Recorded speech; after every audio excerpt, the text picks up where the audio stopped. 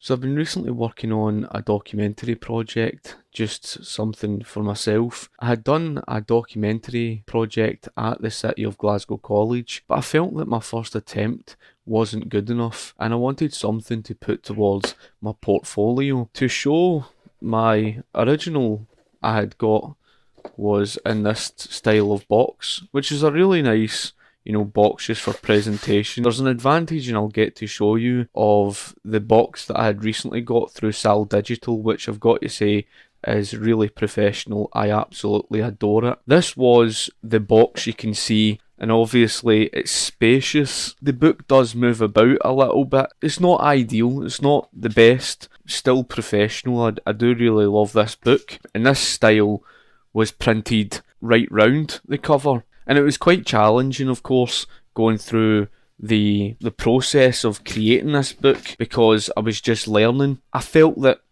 I was rushed because I had other projects on the go. I had to get through fashion projects and stuff like that, a fashion cover, certain other fashion project shoots. Meanwhile, I was trying to get this created. The problem was I used a lot of photographs that was from previous. So before I even got into photography, and a lot of the photographs weren't even, taken by me. And then of course I did go out and take a lot of the photographs, for example, the cover and the back cover.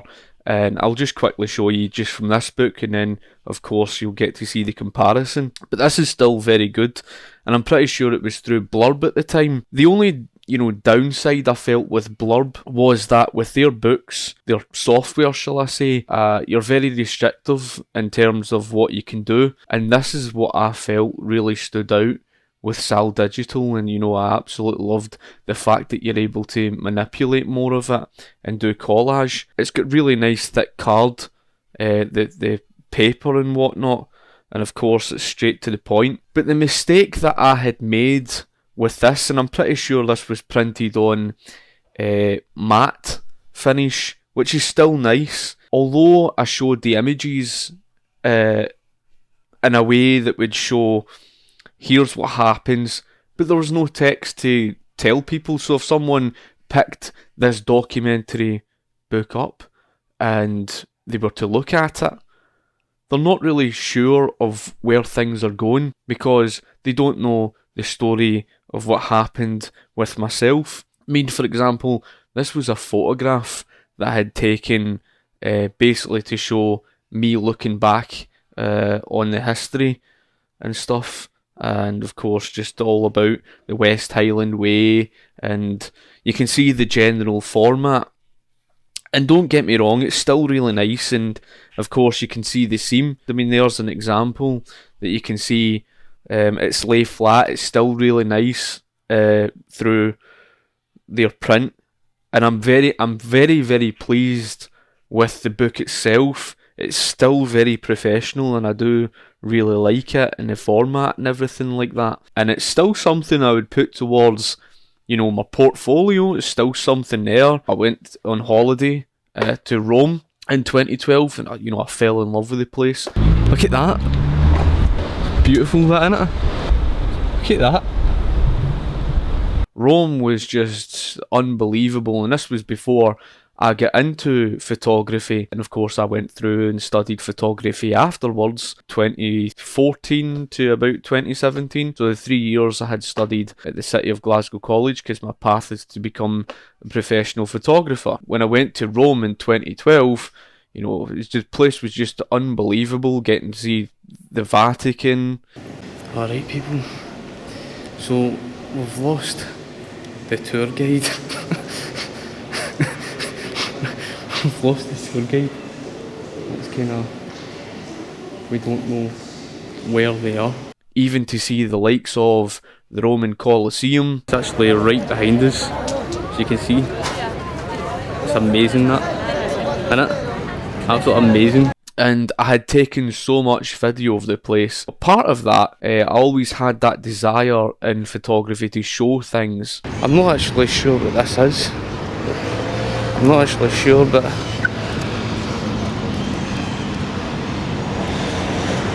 and obviously at that time it was more from a video perspective. Of course, video now plays a very big part in photography, and that's something you do find about video when you do video projects. I even done one at the City of Glasgow College when I was studying photography.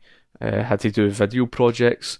For example, I did an artisan video where you could see I was taking video of my mum, it just happened to be getting her hair styled at the time.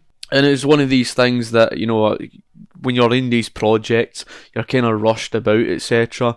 But I felt I did a very good job of that. In terms of the time at Rome, I knew, like, I fell in love with the place. It's just unbelievable because it's a completely different world to what I'm used to here in Scotland, because obviously the weather isn't the same. Mind you, we did have some bad weather in Rome, but even the rain felt like it was, you know, warm. It felt like going into a warm shower, so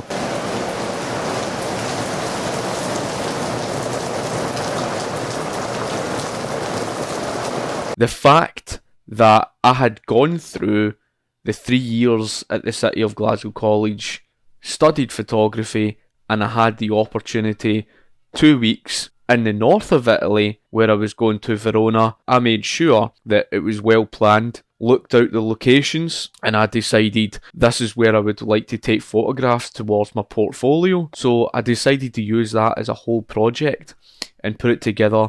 And of course I called it Verona and Beyond. And so I visited the likes of Verona, various parts of Lake Garda, Bellagio, Salmincio and Borghetto, Bologna, Venice. And so it was challenging when it came to creating this photo book because of the fact that I had to leave out so many other great photographs, putting together a number of the photographs that I did have to in order to put into the book. Part of the time consuming process was, number one, making sure I was going to tell a story. The second thing, the process of putting the book together, the editing process, so ensuring that through each of the photographs that I had, that the images were properly edited and in proper size. And of course this is something that you do through their software. Now the mistake that I made, and it was my fault, I had created the Photobook, finished it off, and it was the United States software, so you can't just export the PDF file and then import it into the UK software. Unfortunately that doesn't work. However, the good thing was I'm actually glad that happened to me, because then I was able to go over it, redo it, but of course make improvements to what I desired. And of course I've got to say that the whole process was fairly straightforward. Their software is fantastic. Perhaps there's a few little things that I could, change or, would like to suggest. One of the things that I would suggest that I felt that was in Lightroom, with of course the blurb, their software, there is a tiny thing to do with text, and you can space the lettering out, but unfortunately in SAAL digital software I didn't see the option there, so that you can take text and of course space the lettering out. Another little thing that I would say that they could possibly add in was something that you could do through Lightroom with Blurb's software, where you can add page numbers in. I don't know if that was just something they decided, okay, you don't need to, you can add it in yourself. Of course, I decided to make up my own page numbers, and I'm able to do that. But it'd be a nice wee feature that they could add in, giving you that option to add in page numbers to your book or whatever. Other than that, in terms of SAAL digital software, it is very straightforward. They do have video there to show you what to do, which is very helpful. And of course, they're very quick to respond to you. They're very friendly. And I've had no problem in terms of the communication. On the design part of it, the thing that I love, and it was one thing that was really missing from the likes of Blurb software through Lightroom, It's the fact that I don't think that you can take a PNG file that has a transparent background and take an image of your own and place it in and then, do these wee adjustments. It's kind of fixed, and that's the only little thing. Coincidentally, you know, simply because with regards to Verona, as you know, it's the type of place that has that whole thing to do with Romeo and Juliet, that's very popular with all of that. It just so happened to be, whether it was a coincidence or not, that within their software there was the clip art options, and there was hundreds of clip art, and of course, like I say, I mean, you can cut out your own things and put in your own things, which is really nice. Some of the stuff that they had was just so convenient. Of course, my book was designed around that documentary style, but something personal as well. Of course, I wanted it to be something professional so that I can show to clients and say, look, here is what I can do in terms of landscape, and even the little bits, if there's any portraits or stuff or that. The options between the paper was, of course, the photo matte paper or, of course, the gloss paper, and it was quite a hard decision for me. But when I looked on YouTube and I looked at some of the other examples that I was looking at, and I saw the gloss paper, I was just, the gloss paper, is really, really nice, and you can see the real contrast in colour, and that's what you get through the gloss. So that is what I decided to go for. The clip art options, as I say, they had things that just happened to correlate to the whole thing of Romeo and Juliet. I mean, there was one of the clip arts where the wee bird is like singing up to the other one, and it kind of reminds you of that whole thing of Romeo and Juliet thing and the whole love theme. They had, put out an advertisement. I actually came through it off of Facebook, and coincidentally, I was looking to get a proper documentary photo book made, and of course, SAAL Digital was, of course, offering £100 off on, their photo books. So I thought to myself, I am not going to pass that opportunity up. It was for their professional line, and so I had applied for that, and within a short period of time, I had got an email back, and which was very nice of SAAL Digital. So a very big thank you to SAAL Digital. I mean, it was very nice of them that they, gave that opportunity to a number of their customers and whatnot. And I was luckily enough one of them that got the £100 discount. And I've got to say that I'm, over the moon with it. So that's something I will show you.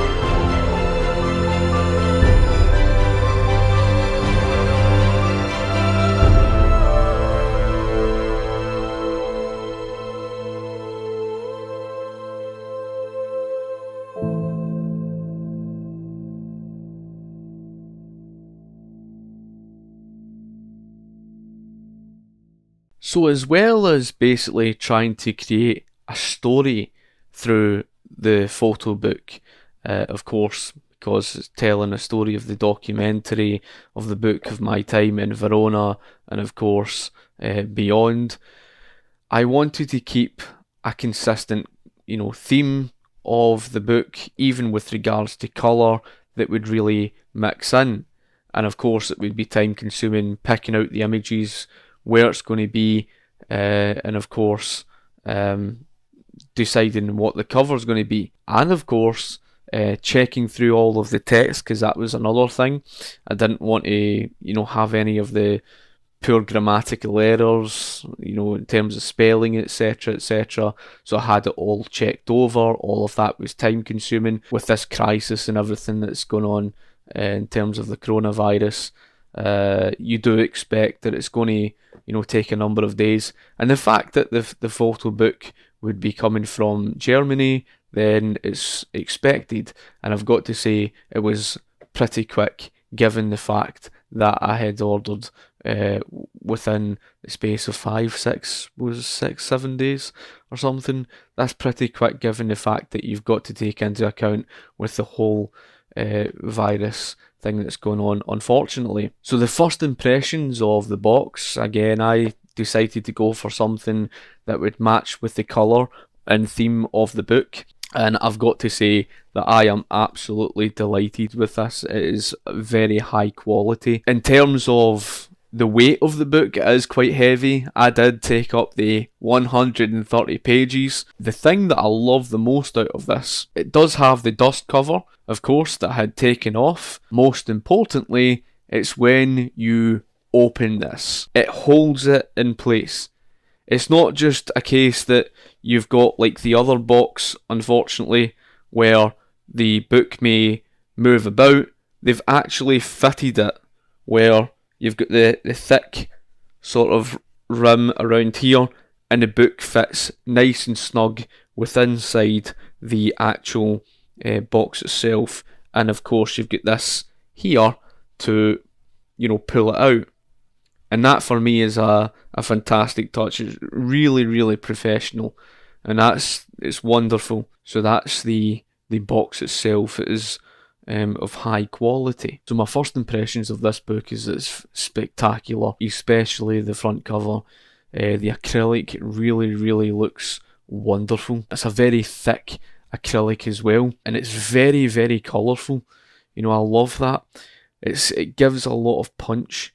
And for mine, I had it printed, as I said, in gloss, and it looks absolutely spectacular. Of course, the front cover is in acrylic. I'm not sure if they actually print the cover behind the acrylic in gloss, but what it's like with acrylic anyway. It has that sort of look to it as gloss anyhow. Again, I'm not a professional in terms of printing. I don't know what they do. They know best in terms of that. And I do not see any noticeable scratches or anything at all like that.